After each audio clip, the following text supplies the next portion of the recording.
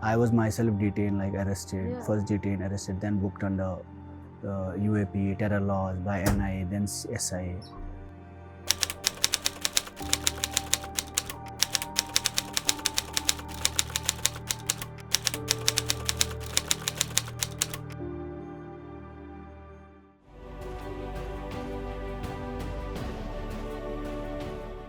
So I wanted to ask about this silence. We have been talking a lot about this silence, and our story actually deals with this uncanny, easy silence since 2019. Hardly any protest, 370 abrogation happened, nothing. Why do you think there is this silence? What happened in the immediate aftermath of the abrogation? I think the moment top elite political elite of Jammu and Kashmir was detained, like the former chief ministers were arrested. That sent a huge message to the commoners, to everybody on ground, that nobody is like special here, and anyone can be detained, arrested, and booked under different stringent laws. So I think there's a lot of pressure and fear in that sense, and also control by the state. I was myself detained, like arrested, first detained, arrested, then booked under UAP, terror laws by NIA, then SIA. So it's like, and these laws are very consuming. Where for the first time, government is using terror laws against the normal, like on a cases you will use PSA, like so PSA was not process driven. So you detain a person, but then you release immediately. Also, the terror laws are very stringent. The process itself is consuming, and it's a punishment itself. So it takes a lot of your time. Every month you have to attend in the court. Then there's no prosecution response. So people are consumed in jails, arrests. So I think that has created a lot of atmosphere that not speaking up, and nobody wants to talk. And government treats that silence as a peace in many ways. So that's the government indicator for one of the normalcies here.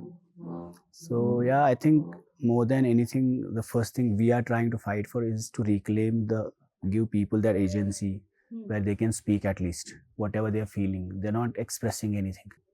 And the other question I had was that PDP's ideological thing was always self-rule. Yeah. Now that self-rule, you have a lot of these pointers where you talk about rural, Yeah.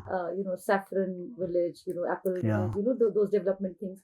But also self-rule talks about this trade between, Yeah. the Pakistan occupied Kashmir and all of that. So what does that self-rule mean in today's context? Because now the 370 that gave you that sort of autonomy and identity. The identity is also a very interesting part of it. And this election 2024 is more about ideological battles. I think self rule it's an evolving document. It's a futuristic solution, and it's like the only possible solution to Kashmir in many ways, because it talks about free movement of goods and people across border, which is like the future. India, the way it pitches itself in South Central Asia, wants to have a world role. So Kashmir, geographically, we are located in a very strategic place, and self-rule tries to use the geostrategic location of Jammu and Kashmir into the whole geopolitical scene, that where the borders become free, and like the whole roots and geography becomes like history now after a point. So I think most of it's like it's not a complex document which is typically like autonomies. Autonomy talks about this Kashmir. Self-rule talks about intra Kashmir relationships, and also inter Kashmir relationships with other side of Kashmir. How you are going to deal with those people. So it's not confined, and it has even the abrogation of 370 is like that is specific to this Kashmir. So while the self-rule is a very very broader concept of like, it talks about banking, it talks about across LOC trade, it talks about revival of all traditional routes, Rawalakot, Punch, all Suchetgarh, Uri, Titwal, Tangdar. So it's about also connecting people socially across borders. So I think this is the future of Kashmir. It may take some time, maybe because of the jingoistic government there. You have a nationalistic government which is more into borders and all. But the future belongs, like you have a Qatarpur corridor today. 10 years before, nobody would have imagined the line which is responsible for the partition of India can become like you have actually a corridor, peace corridor in the name of religion today. And both countries are accepting it. So I think future lies somewhere around self-rule. So we are very optimistic on that because it includes every sector. It includes trade. It includes like the most recent. You have these global warming issues. Self-rule does talk about joint disaster management. So the water flows from here to Pakistan to Muzaffarabad. So we talk about like how jointly countries can. It talks about joint advisory council on many things like environment, climate change, disaster management, flood management. So there are a lot of common grounds where India and Pakistan have to coexist, being neighbors, and both sides of Kashmir have to coexist. And the free movement of people have to be allowed beyond a point. They cannot stop it. So I think yeah, it's an evolving document. It's also like it has that acceptance of that whatever changes are happening in the countries, both countries. I think it accepts and assimilates both of them. And the other thing is, let's say, for the last 4 years, I mean, we especially who are outside Kashmir, we have been seeing a lot of this quote unquote development. You have the clock tower, which has been completely renovated or whatever, they've made it new, and you did your rally. It's a very symbolic place. Now you see a lot of people come there and take selfies and whatnot. And there's this, how do I say, there's this sheen. Yeah. This development, the symbolic situation, taking places like that. I think there's two narratives. Yeah. There's Naya Kashmir narrative by this government, and then there's a real Kashmir, which is beyond the optics, photo, selfies, clock towers, and all. So I think there's a lot of development in like visibly you can see, but these projects are not done by this government. Most of this smart city project was initiated by PDP government by when Waheed was chief minister. The whole concept of smart city was conceived by us, and then obviously it takes time to get implemented. Now they take credit of the work which we have done, but it doesn't matter. Even if they're taking that credit, there is visible change in many ways, but it's also like for us, Kashmir is not a real estate issue, which the government is actually treating as. This is a more of a human issue, and that's where the whole focus is missing of this government. It's at the cost of like ignoring that people need actually healing on ground, that they need acceptance, they need acknowledgement in many ways, and the dignity of people is not part of development. I think that is the main thing which is missing. That they are doing infrastructure development, they're doing a lot of physical development, but they're missing on the human account, the emotional connect with Kashmir, that they are missing. That's why they haven't fielded their candidates here, because they understand we may have built a bridge, but the passengers who are walking on those bridges are not somewhere with us. So I think that connect emotionally, that's actually missing, and that's why the whole compassion is missing. If you look at difference between Delhi and Srinagar, I think the bottom line is that there's no compassion coming from the government. The other question is also, you had gone with the BJP with whatever you had your own reasons for it, and you have always in your own ideological statement you have talked about federalism and those kinds of things. Then Gupkar alliance, that didn't work out. So now this election is taking place after a long time. So with what narrative are you now going to the people? Because the BJP government did this abrogation. Yeah. And now to turn the clock back, it's not going to be that easy. I think clearly we made an alliance because of multiple reasons.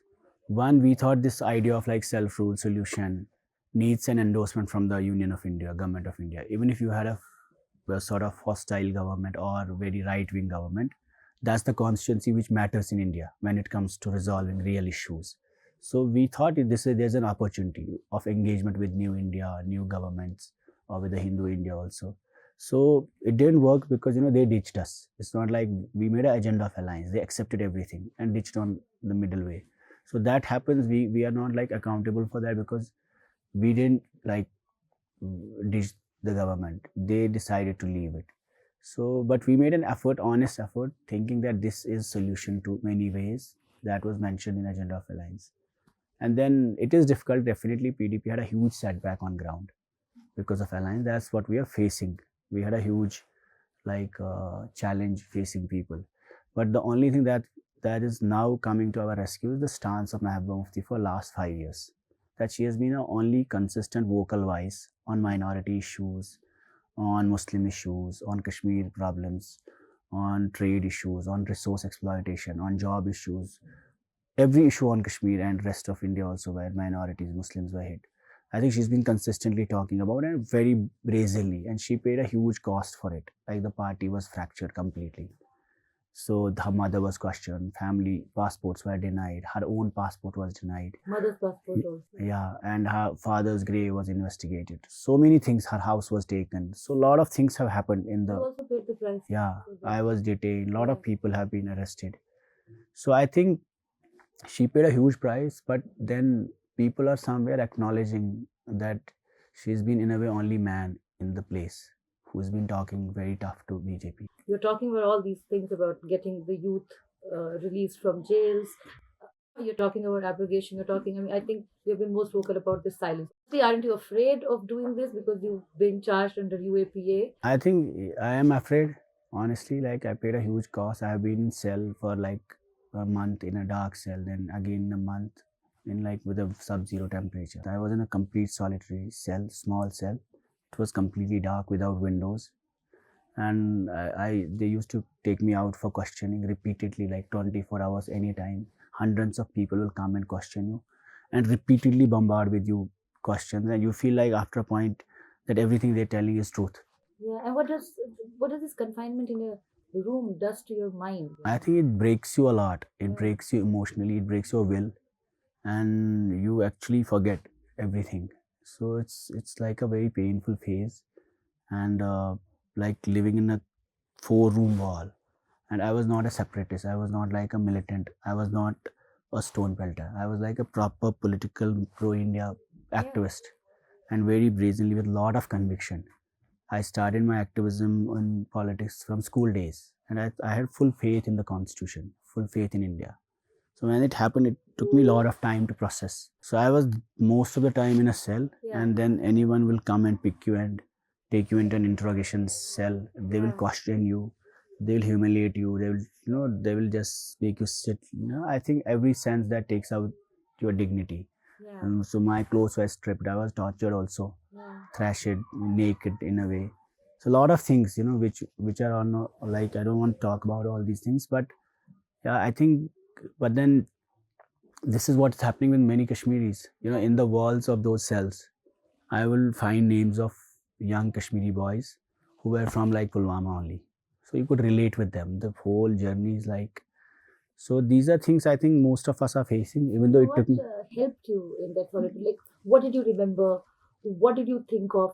People hold on to certain things. Yeah, yeah. Think about what did you remember? Family, anything that. Yeah, I think family, it brings you immediately closer to the family, and you only remember your loved ones like family. You miss most of your family. I think that's immediately. Then you feel like more getting closer to religion, God. You feel like you're so much of isolation, it just brings God closer to you in many ways. You feel like you're talking to Him. Did you So, feel anyway that that isolation that you felt is also the kind of isolation Kashmir has felt? so I was like, in government, I was heading the PDP's youth wing, and I was also running youth programs. So we had all set up definition, misguided youth, rehabilitation of youth, uh, a lot of other definitions we'll give in government, or like mainstreaming youth. So once you go into the jail, detention, so it brings you more closer to realities. Your whole vocabulary changes. What is that reality? Or what is that? It brings you closer to pain. It brings you closer to like the trauma Kashmiris are going through. And it also brings you closer to the, that reality which we never seen. Like when a mother used to come to me and tell me her son is detained. So I'll say, it's okay. Police won't do much. So we will help, we'll call, but we'll also pacify her. Don't worry, he's safe. But when you go through yourself, then you understand what the pain is and why the mother is questioning. Because then when I saw like in a very reputed top agency of India, I was questioned, humiliated, dragged, clothes were taken away, videos were recorded, so many things which are all out of book. So then you could, feel that what's going on with other families. Then jail in itself, then courts, then handcuffs, all that process of humiliation. I think that makes people very bitter, and that's a trauma that people suffer for. Then you get nightmares, you cannot sleep, you get like You don't sleep for hours in the night. So these are things which people face, and I think it traumatizes people, and that's what the whole lava of anger here is. Yeah. That it has happened so much. That's what we call sentiment then, because there's a collective trauma. There is. Yeah. And did it make you bitter? Or Yeah, did it make sometimes, but then I had also like, I think I had an advantage which other prisoners don't have, that there were a lot of people speaking for me. You had a former chief minister talking for me. You had a party behind. So then my family was like pursuing. I had lawyers, like battery of lawyers fighting in trial, high court, supreme court. I went thrice. So it does make you bitter at times. You feel like this country has changed, or like you feel like, that they're doing to you because of Kashmir. You are a Kashmiri and you're not done anything. But then I think, mm, I think something. eh, I kept getting some reliefs, delayed reliefs from courts, so that kept my hope alive. Like my first bail in NIA was within 50 days. So that judge took a stand and said there's not even a whisper against him. So that gave me a huge hope that of such a big case, I came out, and that was a very strong order. Then that gave me lot of strength to fight the second case. Then I went to Supreme Court 3 times. I got relief continuously all the 3 times. So I think that there are some institutions which are still working and giving you hope. And judiciary delays, but you get reliefs. And I think that keeps like going on. how do you restore dignity, and what is this healing thing that you talk about? How do you go to people? What do you say to them? I think showing solidarity with people. Most of us are alike, so we are all traumatized. The leaders to workers to everybody feels. I feel like the top leaders to cadre, everybody's in the same sailing in the same boat. They're all depressed.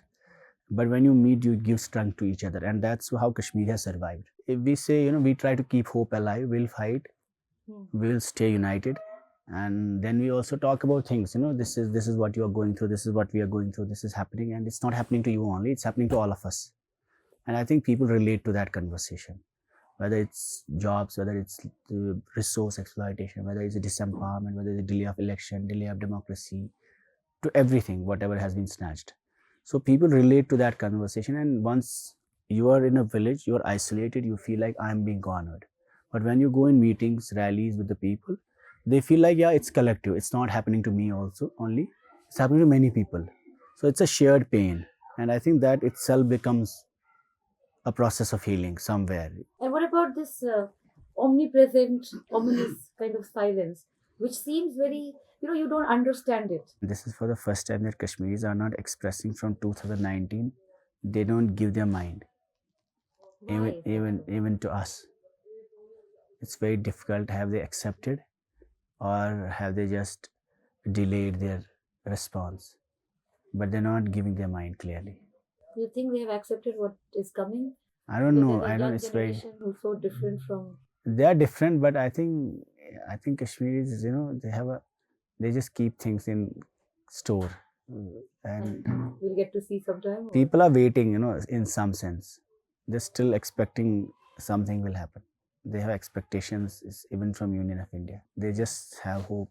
But sometimes you also say hope is your biggest enemy, because if you look at the history, when you look at how things are going otherwise, I mean, there's a lot of pressure, there's a lot of war of words. But we have to survive because of hope. We are a place politically. Yeah, I think India has changed a lot. The politics has changed. Hate has become a campaign now, which was not earlier. The whole harmony is under threat. So you feel dejected when you look towards India and what's happening with minorities in India. It gives you more hopelessness.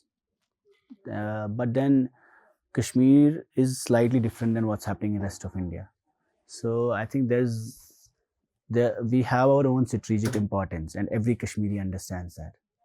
I think everybody, they may not articulate it, but they realize that we are important in some ways. We may not be important politically, but strategically we are important, and this place gets that relevance. Like they had to do G20, they preferred Kashmir.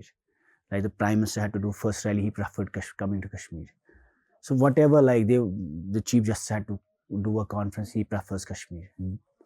European unions, they bring to Kashmir. So when all this is happening, so they have to do smart cities also. They have to paint Lal Chowk. They have to do, all these things which are happening because of the whole strategic importance we have, or the attention globally we have. And my last question is that if you do get elected, what is the first thing that you will do? I think uh, about the youth of Kashmir, which is the future is in perpetual pain and uncertainty. And that's where whole anxiety of Kashmiris are. Like, they don't understand what's going to be the future of Kashmir, the youth of Kashmir. And they're gripped with insecurities, a lot of insecurities. Abrogation is one of it. Uncertainty of future, the relationships, the financial, political, economical relationships, security issues, passport issues, verification issues, thought policing, and like the cases against the youth of Kashmir. They are like, Kashmir needs a huge like amnesty program where everybody is given a chance to reclaim his life and like be a normal thing. I think that these are major issues.